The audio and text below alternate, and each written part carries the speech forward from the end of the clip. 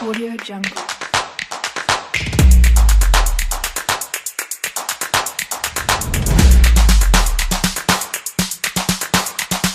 Audio Jungle.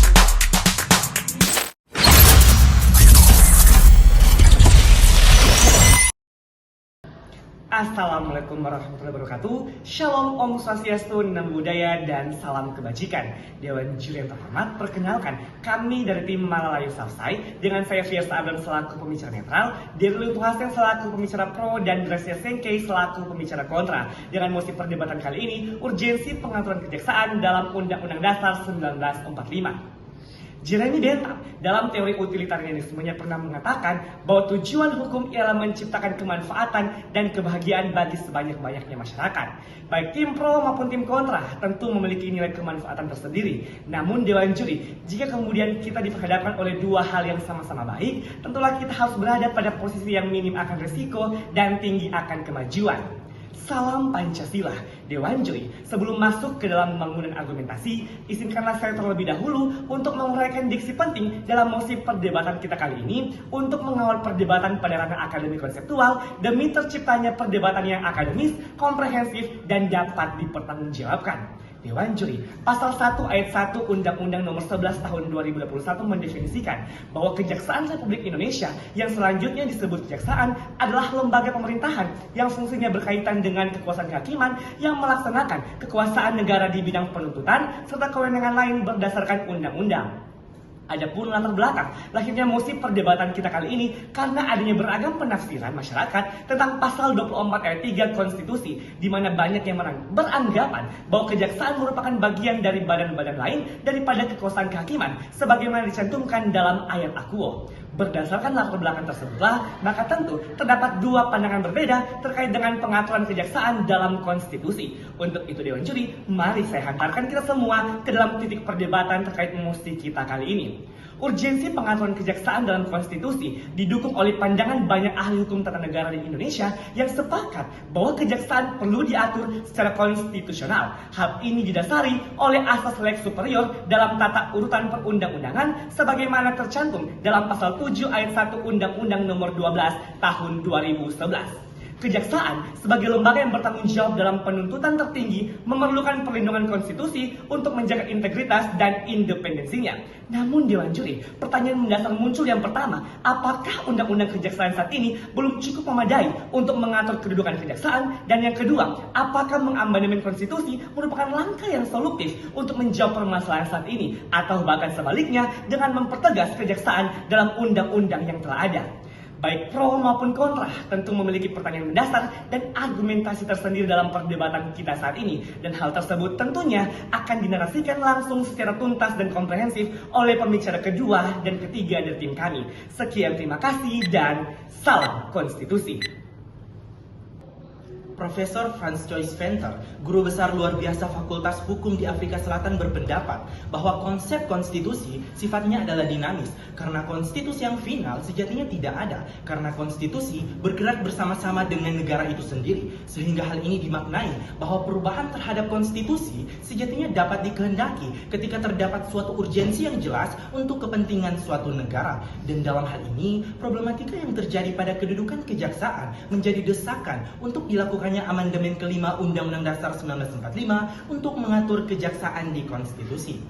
Dewan Juri yang terhormat, keberpihakan saya dalam mosi perdebatan kita kali ini dilandasi dalam satu argumentasi utama, yakni pengaturan kejaksaan dalam Undang-Undang Dasar 1945 merupakan manifestasi kekuasaan kejaksaan yang merdeka dan independen melalui dasar hukum yang mengikat. Dan terdapat dua vokal poin keberpihakan yang akan saya elaborasi dalam perdebatan kita kali ini, yakni yang pertama, urgensi pengaturan kejaksaan dalam Undang-Undang Dasar 1945. Dewan Juri, secara historis, kejaksaan diatur dalam Undang-Undang Nomor 15 Tahun 1961 yang kemudian mengalami beberapa kali perubahan sehingga saat ini diatur melalui Undang-Undang Nomor 11 Tahun 2021, di mana salah satu pokok muatan yang terus berubah adalah pengaturan penegasan tentang kedudukan dan kemandirian kejaksaan yang dapat kita maknai bahwa problematika yang terus berlanjut adalah intervensi terhadap kemerdekaan dan kemandirian kejaksaan. Mari kita menapak tilas di mana kedudukan kejaksaan yang hanya diatur melalui undang-undang kemudian diintervensi oleh pemerintah, di mana Presiden Soekarno pernah memberhentikan Mr. Gunawan pada tahun 1962. Namun ironinya Dewan Juri yang terhormat, tak ada alasan yang jelas atas pemberhentian tersebut. Dan hal ini kemudian mencerminkan lemahnya legitimasi kedudukan hukum serta kemerdekaan kekuasaan kejaksaan yang kemudian menjadi celah intervensi pemerintah terhadap jaksa dalam melaksanakan fungsinya. Sejalan dengan hal tersebut, Hans Kelsen pun pernah mengemukakan bahwa Undang-Undang Dasar 1945 sebagai norma dasar tertinggi yang mengatur semua peraturan di bawahnya untuk menjamin konsistensi dan kepastian hukum. Setiap undang-undang harus sesuai dengan norma yang lebih tinggi, karena jika tidak, maka akan dianggap tidak berlaku. Demikianlah dalam status quo saat ini, di mana akibat lembaga kejaksaan belum diatur secara tegas dan eksplisit dalam norma tertinggi, dalam hal ini konstitusi negara kita, sehingga menjadi peluang intervensi oleh pemerintah, di mana seolah-olah kejaksaan hanya diakui sebagai satu badan tambahan yang dapat diperalat oleh pemerintah, padahal fungsinya merupakan suatu organ penting dalam penegakan hukum di Indonesia. Bahkan, terdapat beberapa komparasi negara sivilo yang telah mengatur kejaksaan dalam konstitusi, seperti Myanmar, Vietnam, dan Kamboja. Dan jelas, alasan utamanya yaitu guna menjamin efektivitas dan independensi pelaksanaan fungsi penegakan hukum oleh kejaksaan. Masuk dalam vokal poin yang kedua, berkaitan dengan peluang amandemen Undang-Undang Dasar 1945, di mana Profesor Dr. Sacipto Raharjo dalam teorinya hukum progresif menekankan bahwa hukum ada untuk manusia dan bukan manusia untuk hukum. Hal ini kemudian dimaknai bahwa hadirnya hukum adalah untuk mengakomodir apa yang dibutuhkan masyarakat dan bukan masyarakat yang dipaksakan untuk masuk dalam skema hukum. Hal ini pun sejalan dengan pendapat dari Romano Prodi selaku mantan Perdana Menteri Italia yang menegaskan konstitusi yang tidak bisa dirubah adalah konstitusi yang lemah karena tidak dapat beradaptasi dengan realitas yang terus berubah. Sehingga perubahan terhadap Undang-Undang Dasar 1945 merupakan suatu mekanisme yang tepat untuk mengatasi problematika yang terjadi saat ini. Karena bahkan dalam pasal 37 konstitusi negara kita telah melegitimasi perubahan Undang-Undang Dasar 1945 dengan mengatur tentang tata cara perubahannya. Berangkat dari landasan tersebut, kami pun memberikan mekanisme solusi, yaitu amandemen kelima Undang-Undang Dasar Negara Republik Indonesia tahun 1945 guna menjamin ketegasan dan kekuatan hukum dan daripada kedudukan kejaksaan agar tidak mudah diubah untuk kepentingan elit tertentu seperti ketika pengaturannya hanya melalui undang-undang.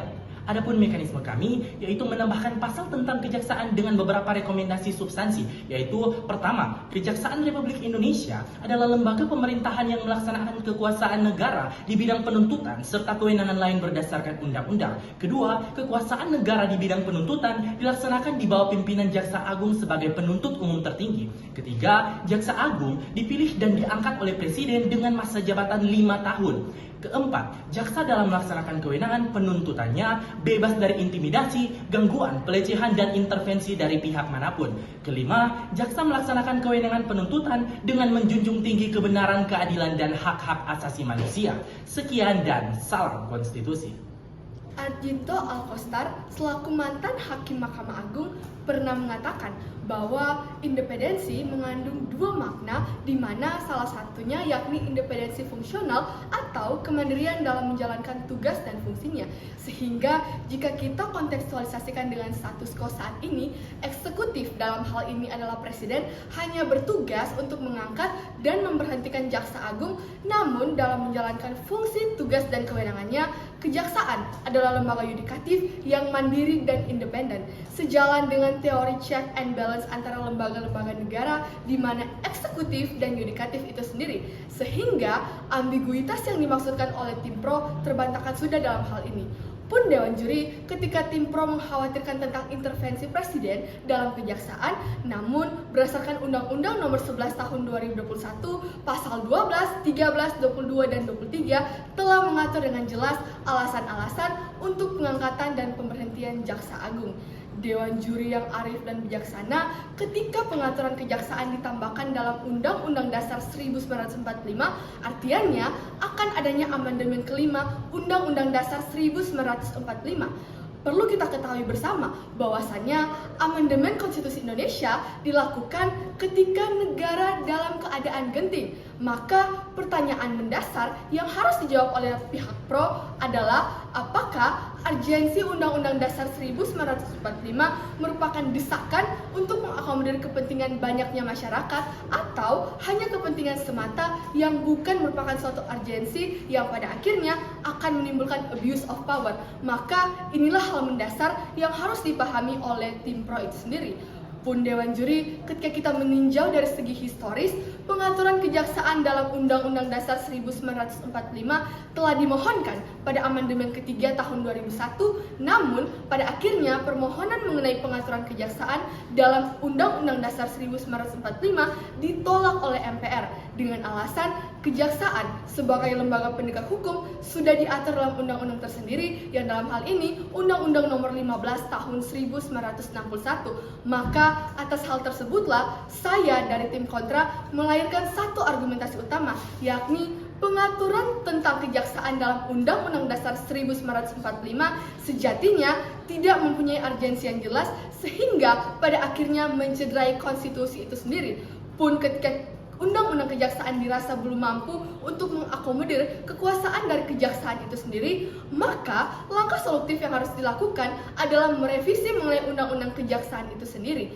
Dewan Juri, sejatinya kedudukan ketatanegaraan dari kejaksaan telah diatur secara implisit dalam Undang-Undang Kejaksaan Republik Indonesia, yaitu Undang-Undang Nomor 11 Tahun 2021 yang diatur dalam pasal 1 ayat 1 yang menyebutkan bahwasannya Kejaksaan Republik Indonesia yang selanjutnya disebut kejaksaan adalah lembaga pemerintahan yang fungsinya berkaitan dengan kekuasaan kehakiman yang melaksanakan kekuasaan negara di bidang penuntutan serta kewenangan lain berdasarkan undang-undang. Artinya apa? Artinya bahwa dapat kita tafsirkan dalam dua kata kunci, yaitu lembaga pemerintahan yang berarti eksekutif dan kekuasaan negara di bidang penuntutan yang berarti yudikatif. Pun mari kita mengstudi komparasikan dengan negara Myanmar, yang dimana pengaturan kekuasaan kejaksaan di negara Myanmar telah diatur dalam konstitusi. Namun Dewan Juri pada akhirnya permasalahan mengenai kejaksaan di negara Myanmar yang diintervensi oleh eksekutif tersebut masih sering terjadi.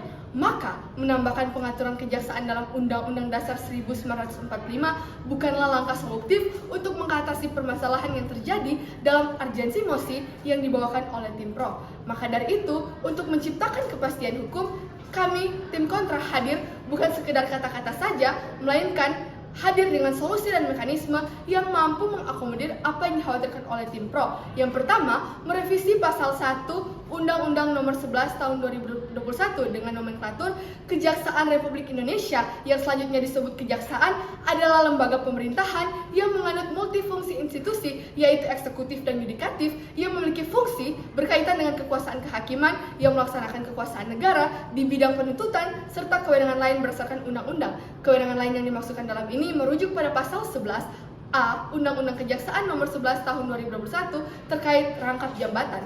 Dan yang kedua, kami akan mengoptimalkan kinerja Komisi Kejaksaan dalam hal ini pengawasan dan pemantauan sehingga apa yang dikhawatirkan mengenai intervensi-intervensi terhadap kejaksaan terjawablah sudah lewat solusi ini. Sekian dari kami dan salam konstitusi. Dewan Juri, telah tibalah kita pada penghujung perdebatan. Untuk itu mari saya hantarkan kita semua dalam tahapan konklusi terkait alur perdebatan dan titik pertentangan antara tim pro dan tim kontra.